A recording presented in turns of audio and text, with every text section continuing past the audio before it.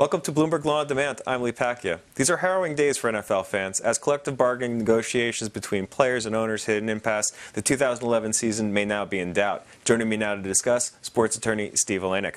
Welcome back, Steve. Good to see you. Thanks for having me.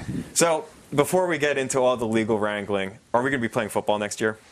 That's a great question. Right now, it's up until, April 6th. So it's all going to depend on the injunction that was, the request for the injunction that was filed in the courts. Hard to keep track of everything that's flying around here. What's at issue other than money, if anything? Well, I think, you got a couple core issues. You've obviously have player salaries. Then you obviously have whether the season's going to be increased from 16 to 18 games. You've got the financial information. The players obviously want to see unaudited financial statements of the owners. Obviously, the owners don't want to give that. Right. And then obviously you have the rookie wage scale and then possible, health benefits and whatnot. Where are we in terms of process? What's next? Well, the request for the injunction and then obviously the antitrust lawsuits that have been filed. What's involved with both of those? Well, are they going to get the injunction? Well, it's up to debate. Judge Doty will not be hearing that case, so therefore we have a new judge that will be hearing it, and whether the actual injunction is issued will determine whether there's actual work stoppage. And okay, so the players are asking for an injunction to prevent the NFL owners from locking them out. Correct. Okay. And take us through the antitrust issues real quick. What's involved there? Well, essentially what we have here is we have the players basically stating that the owners have boycotted the negotiations. Therefore, once they decertified, they actually become a TransUnion where they can sue under antitrust laws, whereby now you're going to start to see the players come forward and say, you guys are not essentially negotiating in good faith, and we're going to sue you. If you were to venture a guess at this point, how do you see this getting resolved? Is this going to ultimately be resolved in a courtroom with the judge making the decision, or is this going to be something that negotiation ultimately winning the day? Personally, I think that it will be a negotiation. I think what you'll essentially see is both parties come together, and there will end up being a good faith negotiation. Right now, there's 1,700 players in the NFL. It's been reported that 380 of them go check to check.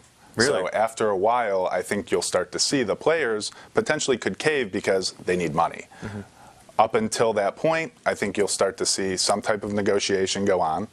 And both sides are obviously going to want to see the issues of the players wanting to see the financial information and the owners not wanting to show that financial information. But if they're going to want to have a season next year, there's going to have to be some type of resolution in terms of both parties conceding on a couple points. Right. I would imagine the internal dynamics for each camp are dramatically different from one another. You have the owners, and owners generally tend to be static. On the players' side, you have new players coming into the league every year. You have, senior statesmen. You have rookies. You have people who are on the marginal looking for 1-year, 2-year contracts, and then you have superstars like Peyton Manning, who's going to be with the same team until the end of his career, presumptively.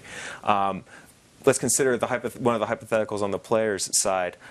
If the worst comes to pass, what happens to underclassmen who have already declared for the draft? If we don't have a season next year, what can they do? Can they go back to the NCAA and play for a year, or? No, unfortunately, most of them have, signed with an agent, so their college eligibility is up. So Cam Newton, if it happens to be the worst case, he is stuck? Well, what you're going to start to see potentially is, if there is no season, players have the right, because there is no union right now, to go play in Canada, in the Arena League, or even in the UFL. Right. So, but because the players have actually declared for the NFL draft and most of them have signed with agents, they can't go back to school. Right. I think that's another part of the equation where the NFL is a particularly troublesome situation. In the NBA, you can go play all around the world, and salaries are pretty high for players in other countries. That's not really the case. Not every country in the world plays American-style football. Correct. A lot less options. One other idea here, the city of Indianapolis is supposed to host the Super Bowl in 2012. Again, worst-case scenario, if we don't have a Super Bowl next year, what happens to the city? Are they allowed to just take a mulligan and do it again in 2013. I mean, there's a lot of money riding on this. I mean, something like $400 million goes into the city's economy if you host a Super Bowl. Right. I mean, there is a Super Bowl. Even if it's Indianapolis. Right.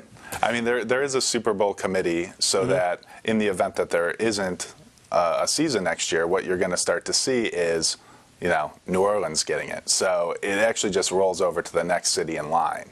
So if Indianapolis doesn't get it and there is no season, they kind of go back into the pool, and hopefully the Super Bowl committee will give them a little. Yikes. So they're watching this situation with particular interest. Absolutely. Maybe more interest than an average fan. Correct. All right. Well, Steve, we'll have to see how it goes. Thanks so much for coming in and getting us filled in. Thanks a lot. All right.